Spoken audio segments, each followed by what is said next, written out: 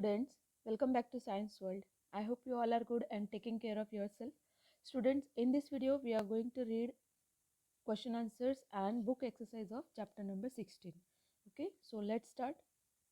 So in your class 3 social science book, chapter number 16 is occupation, and you have already read the chapter and watched my video also. So let's do the exercise.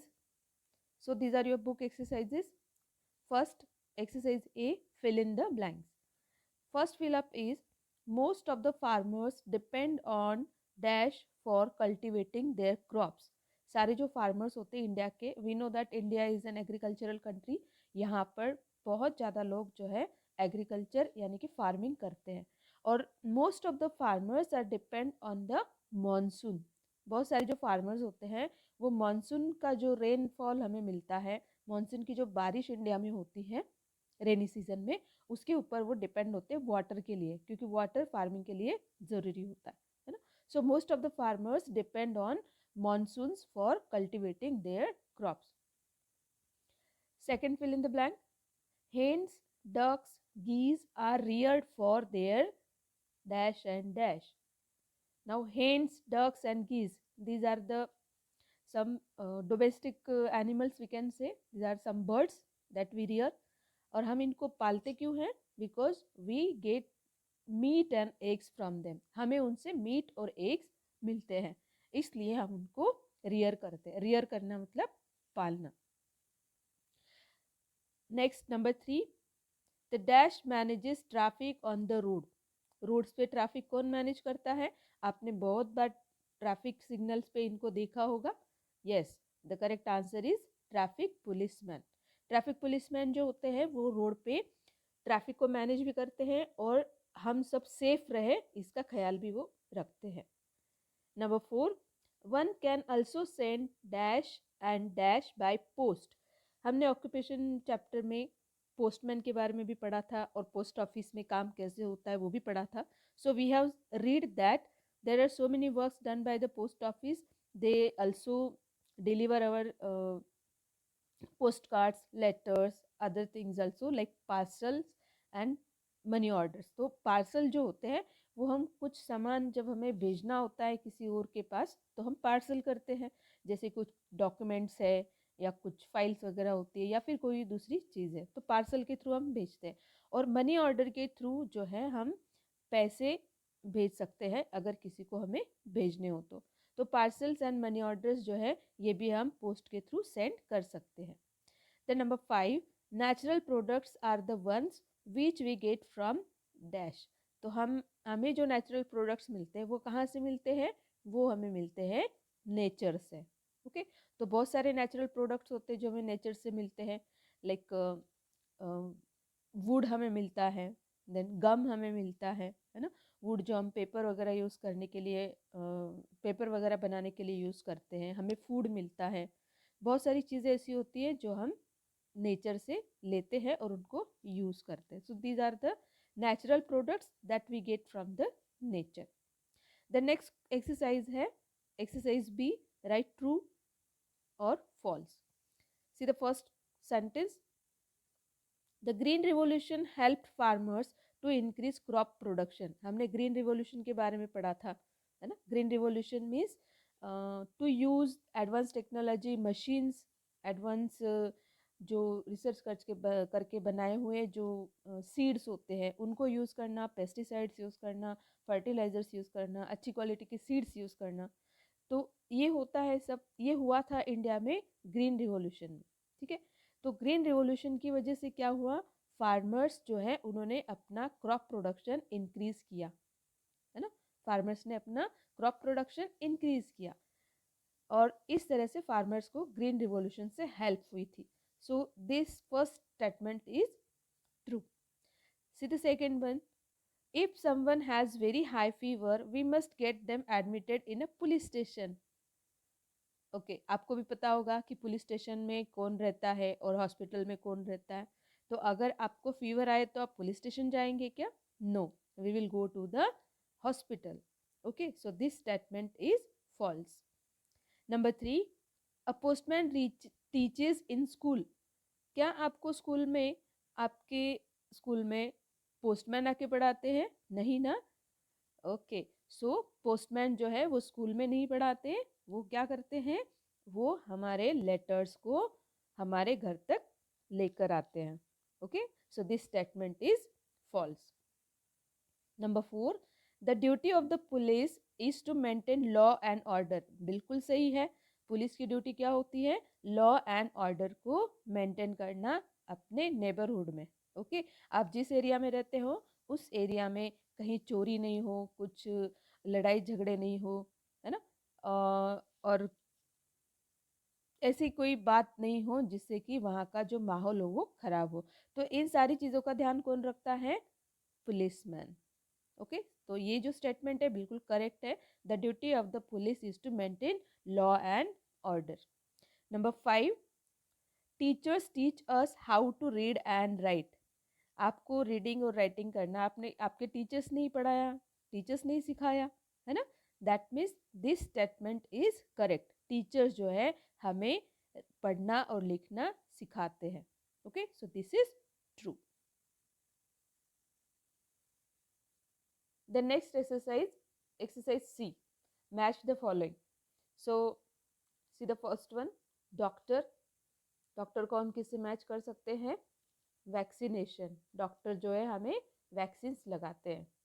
Okay, तो वो vaccination करते हैं। Number 2, hence. Hens जो है we get meat and eggs from them. Hens से हमें क्या मिलता है, meat and eggs. Gum, gum और हनी, इसका जो पेयर है वो है हनी। गम और हनी जो है ये दोनों प्रोडक्ट्स हमें प्लांट से मिलते हैं, नेचर से मिलते हैं, है ना। Number 4, diamonds. डायमंड जो है they are use to make the jewellery. Jewellery बनाने में इनको यूज किया जाता है।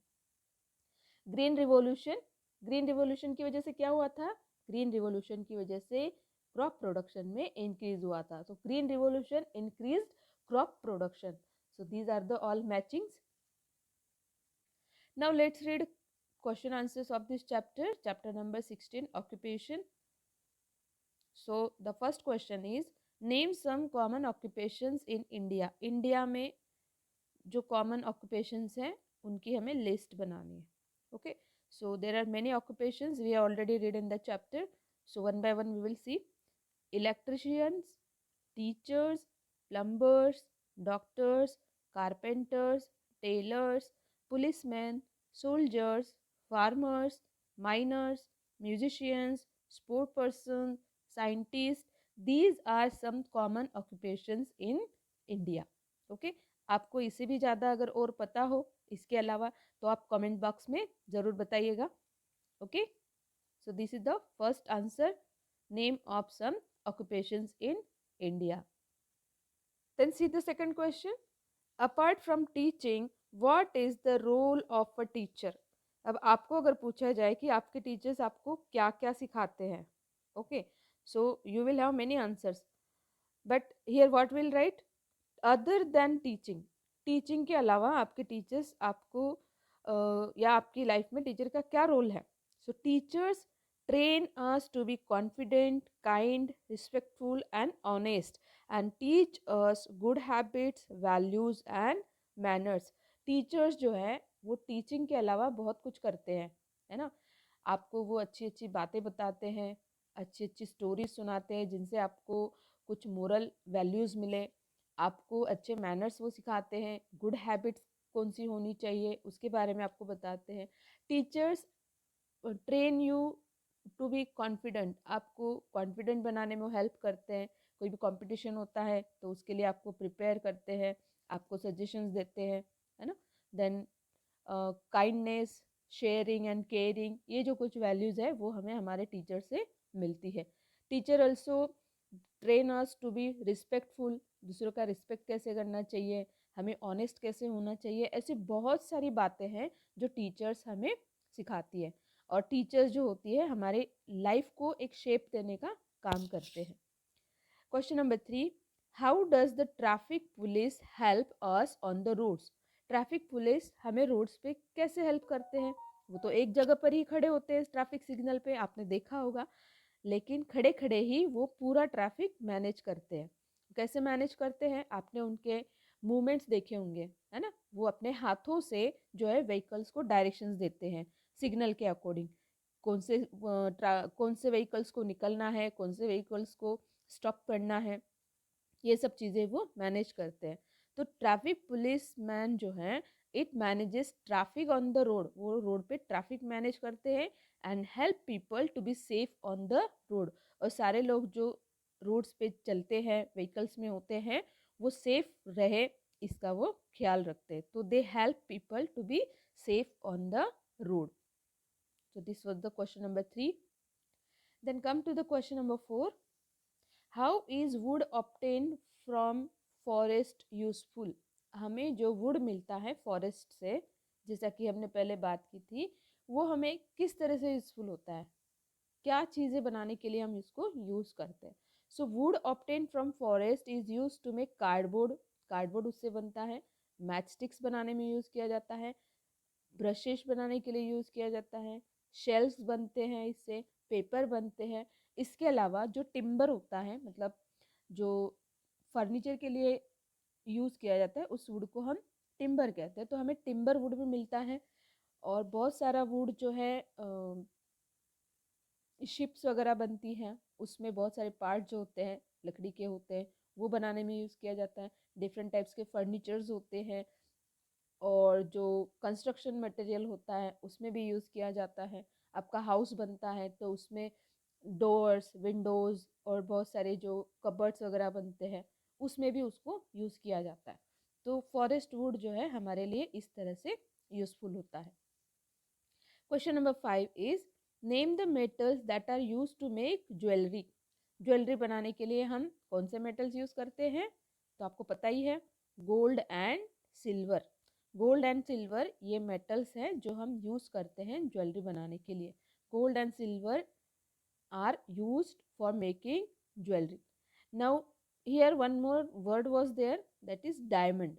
डायमंड जो है वो भी यूज़ किया जाता है, but diamond is not the metal, इसलिए मैंने यहाँ पर वो वर्ड नहीं लिखा। लेकिन आपको पता होना चाहिए, गोल्ड और सिल्वर जो होते हैं वो मेटल होते हैं, और डायमंड जो है it is a non metal, उसको भी यूज़ करते हैं बट वो मेटल नहीं होता है। आप जब हायर क्लास में जाओगे, नेक्स्ट 6th-7th क्लास में, तब आप पढ़ोगे कि मेटल नॉन मेटल्स क्या होते हैं। ओके, देन आपकी बुक में थिंक एंड आंसर है। Next exercise E, think and answer. Let's see what is the question. Think of any 5 people from your school who are involve in different occupations. आपके school में आप जाते हो तो आपने बहुत सारे लोगों को वहाँ काम करते हुए देखा होगा, है ना, और वो अलग अलग काम करते हैं। तो आपको 5 ऐसे लोगों का ऑक्यूपेशन ढूंढना है जो अलग अलग काम करते हैं लेकिन स्कूल में ही करते हैं। ओके, तो सबसे पहले तो हम लिख सकते हैं टीचर, है ना, टीचर होते हैं, आपको पढ़ाते हैं। देन पेओन्स होते हैं जो आपको नोटिस लेके आते हैं क्लास में और दूसरे भी बहुत सारे काम करते हैं। देन गार्डनर होते हैं जो आपके स्कूल के गार्डन का लुक आफ्टर करते हैं। वॉचमैन होते हैं जो गेट पर रहते हैं, और क्लर्क होते हैं जो ऑफिस का सारा काम करते हैं, है ना। तो ये 5 जो पर्सन है इनका आप नाम लिख सकते हो। इसके अलावा भी अगर आपको कुछ पता है तो भी आप लिख सकते हो। देन लास्ट जो इसका एक्सरसाइज है वो है एफ, लाइफ स्किल। इसका क्वेश्चन है, if a fire breaks out in your colony what is the number that you will dial for help.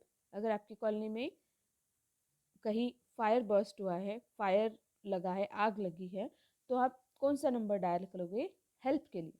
Now सबसे पहले तो हम फायर ब्रिगेड को कॉल करेंगे जिसका नंबर होता है 101, 101, है ना। Fire brigade we call by dialing 101 number. Then police की भी हमें ज़रूरत पड़ेगी, तो उसके बाद हम कॉल करेंगे पुलिस को, जिसका जो नंबर होता है, फ़ोन नंबर, वो होता है 100। और फिर हमें ज़रूरत पड़ेगी एम्बुलेंस की, क्योंकि अगर किसी को चोट पहुंची है फायर की वजह से तो उसको हॉस्पिटल ले जाना पड़ेगा, है ना। तो इसलिए एम्बुलेंस का भी नंबर हमें पता होना चाहिए, तो उसका नंबर होता है 102। तो ये तीनों नंबर जो है आपको हमेशा पता होने चाहिए। बाय द वे, अगर कुछ ऐसा इंसिडेंस होता है तो आप कॉल करके इनको बुला सकते हो, ठीक है। So these all were the exercise and book question answers of chapter number 16 occupation. अपने नेक्स्ट वीडियो में हम और चैप्टर के जो एक्सरसाइज और क्वेश्चन आंसर्स है उनके बारे में पढ़ेंगे। ओके, तो हम जल्दी मिलेंगे अपने नेक्स्ट वीडियो में। Till then take care, bye bye.